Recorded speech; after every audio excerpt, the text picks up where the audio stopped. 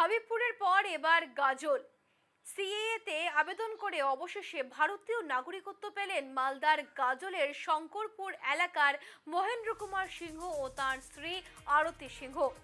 ধর্মীয় কারণে বাংলাদেশ থেকে বিতাড়িত হয়ে এদেশে আশ্রয় নিয়েছিলেন তারা।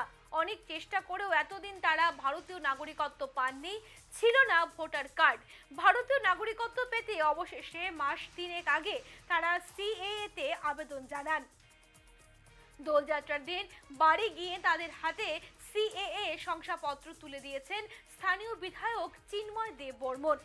এত বছর পর ভারতীয় নাগরিকত্ব হাতে পাওয়ায় প্রধানমন্ত্রী ও স্বরাষ্ট্রমন্ত্রীকে অকুণ্ঠ ধন্যবাদ জানিয়েছেন সিংহ দম্পতি। ভালো লাগছে। 3 মাস আগে আবেদন করেছিলাম, যেরকম লাগছে ভাষায় প্রকাশ করতে পারবো না। খুবই ভালো লাগেছে, এটা ভাষায় প্রকাশ করার মতো নয়।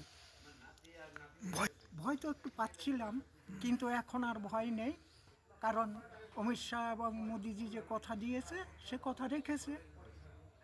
আমি আরও লোকজনকে বলবো তারা যেন, যদি তাদের ইচ্ছা হয়, করতে পারে। কমাস হ্যাঁ, কমা 3 মাস আগে। কে দিয়ে গেল আজকে?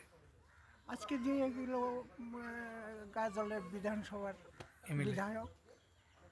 আপনার হাতে দিয়ে গেল? হ্যাঁ হ্যাঁ, আমার হাতে দিয়ে গেল। আপনার নাম? আমার নাম মহেন্দ্র কুমার সিংহ। আজকে এমএলএ এসেছিল, কি দিল? দিয়ে গেল সিএ সার্টিফিকেট। কবে আবেদন করেছেন?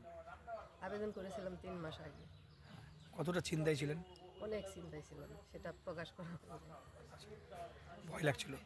হ্যাঁ, খুবই ভয় পাচ্ছিলাম যে হয়তো পাবো না, কী হবে।